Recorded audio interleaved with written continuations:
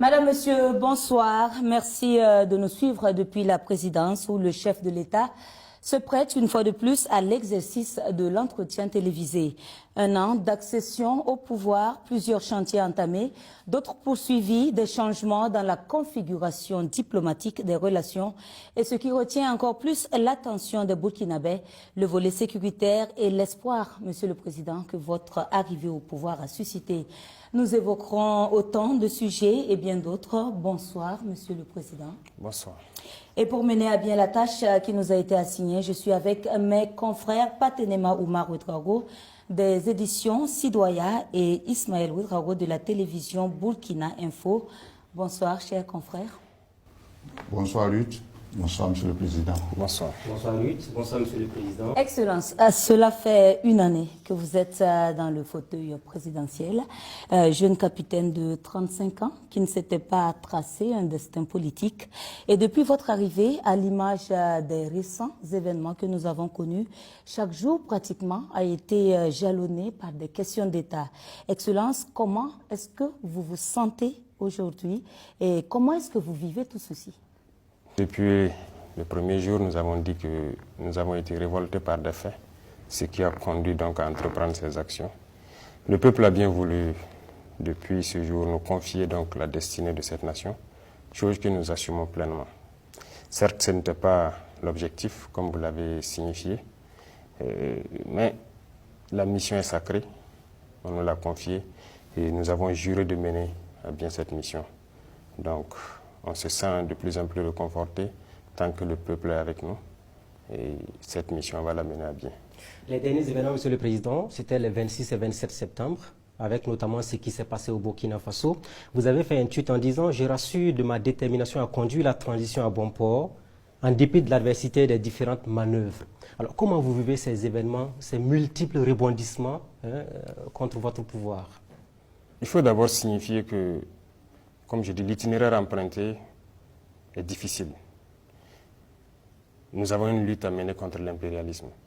Et l'impérialisme, ce n'est pas uniquement ceux qui sont à l'extérieur, c'est surtout les valeurs locaux sur place. Ce sont des choses que nous vivons depuis le premier jour. Mais bon, on s'était dit que c'est logique. Lorsque nous nous sommes révoltés, 2 mois, 3 mois, certains peuvent ne pas être contents. Jusqu'à 6 mois, on observait. Mais à un moment donné, il faut que les gens arrêtent. Ça continue, on a mis en garde plusieurs fois. Et ben, on ne peut pas concevoir qu'un an après que le peuple ait choisi son itinéraire, que nous sommes dans une nouvelle configuration, que des gens s'opposent à cela. Est-ce à dire que c'est la tolérance zéro désormais contre toute personne qui s'aventurerait à déstabiliser votre pouvoir? Ne dites pas notre pouvoir, je dirais toute personne qui voudrait, c'est-à-dire se mettre en travers de la marche de ce peuple-là. Il n'y aura pas de sentiment. Ça, c'est terminé.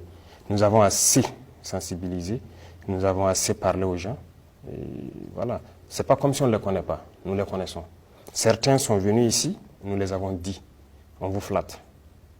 L'impérialisme n'a pas d'amis.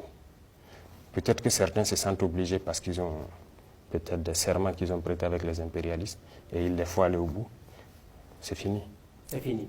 Monsieur le Président, des sous-officiers, des officiers aujourd'hui, est-ce que toutes ces arrestations ne montrent pas qu'il y a un malaise au sein de notre armée au Burkina Faso? Pas de malaise. Ce sont des individus manipulés. Voilà. Il n'y a pas de malaise. Les hommes se battent au front. Il n'y a aucun malaise. Et si vous regardez ceux qui sont dans ces situations-là, ce n'est pas forcément des gens venus du front. Donc des Burkinabés se battent. On ne peut pas concevoir que d'autres qui sont à l'arrière, ils se permettent de rentrer dans certains projets. Et en fait, il faut reconnaître que les impérialistes, ils sont très malins. Ils peuvent prendre quelques individus avec qui ils traitent, et ces individus se sentent obligés d'aller au bout parce qu'ils sont menacés aussi. S'ils ne vont pas au bout, ce qu'ils ont pris ou bien les serments qu'ils ont prêtés avec eux, ils auront des problèmes. Mais ils vont embarquer d'autres personnes dedans. C'est peut-être que les gens soient intelligents. Mais voilà, il n'y a pas de problème majeur. Tout le monde ne sera pas d'accord, mais ça fait partie. Excellence, l'un des gros sujets d'intérêt pour la population, c'est bien la question sécuritaire, la sécurité et la défense. Une année après, le Burkina qui continue d'essuyer de lourdes attaques, comme on l'a vu à Koungri il y a quelques semaines. Alors, 53 morts, ce fut énorme, Monsieur le Président. On aimerait un peu comprendre ce qui s'est réellement passé. Les batailles, il y a des morts. Mais 53, on trouve ça trop. Sûrement que quelque chose n'a pas fonctionné. Les enquêtes sont en cours aussi. S'il y a des choses qui n'ont pas fonctionné à notre niveau, qu'on puisse régler ça rapidement. Mais il faut reconnaître que Kombri, c'était une action audacieuse. C'était très audacieux parce que c'est une zone qui a été abandonnée, qui était sous contrôle terroriste. Donc, vous savez très bien, depuis 2021, personne n'y a mis pied. Il faut y aller. Toutes ces zones où on est absent depuis des années, nous allons y aller. Ce sera des batailles très dures, il faut s'y attendre, mais nous sommes là pour ça. Il faut qu'on y aille.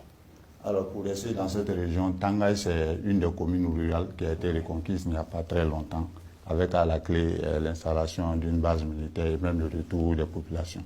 Sur le terrain, vous pourrez le constater. Voilà. Il y a des choses même que nous voyons souvent qui ne nous plaisent pas forcément. Parce qu'il arrive que certains communiquent, on a reconquis tel village, les gens ont rejoint. Peut-être que d'autres personnes contestent ça, notamment sur vos plateaux télé. Mais ça constitue des victoires pour vous. C'est symbolique en termes de victoire pour vous, naturellement. Je suis d'accord, oui.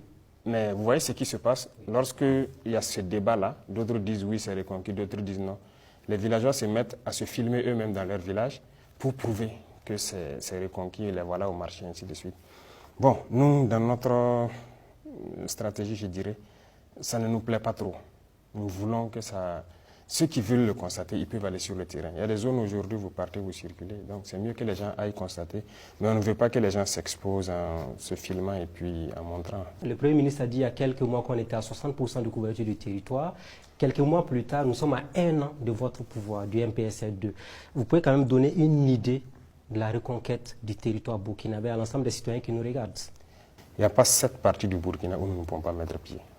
Les populations de Djibo, de Dori qui nous regardent diront nous sommes sous blocus, il faut des convois pour venir vers nous. Oui, même si demain nous sommes à 100%, on fera peut-être des escortes. On va protéger nos itinéraires. Parce que c'est une guérilla, c'est une guerre. 2, 3, 4 individus sortent et voilà, commettent des dégâts sur quelques camions et puis ils disparaissent. Et voilà, donc on va toujours protéger nos itinéraires, on va toujours escorter nos commerçants et tous ceux qui se déplacent. Alors l'une des plaintes, c'est le temps que ça met. Je prends l'exemple de la ville de Nouna qui a été ravitaillée rien que le mardi, mais là on a mis pratiquement 1 mois pour ravitailler cette localité-là. Bon, peut-être le délai est dû peut-être aux conditions du terrain. Avec la saison, peut-être c'est pas facile. Et la planification des missions, donc dans ces situations-là, c'est pas aussi simple. Mais ce sont des choses qu'on va rattraper. Alors, Excellence, une année après votre arrivée au pouvoir, est-ce que, au regard de la configuration des choses dans la lutte antiterroriste, vous êtes toujours dans la pensée que les armes seules suffisent à vaincre le phénomène? Nous ne sommes pas dans les armes seules. Nous sommes dans la communication aussi, n'est-ce pas? On a fait comprendre que nous connaissons le problème et que les gens devraient s'abstenir de se lancer donc dans ces mouvements-là. Parce qu'on sait ce qui a amené les gens à prendre les armes, éventuellement à rejoindre les camps de ces criminels-là. Ça, c'est de la communication. On a assez communiqué pour les dire, de se soustraire de cette lutte-là, parce que nous savons ce qui a amené ça. Voilà. On a sensibilisé beaucoup, ça fait une partie. Les armes, ça fait bien sûr partie, mais il y a le développement aussi. Donc nous avons lancé les deux volets en même temps. On crée de l'emploi, on crée des opportunités.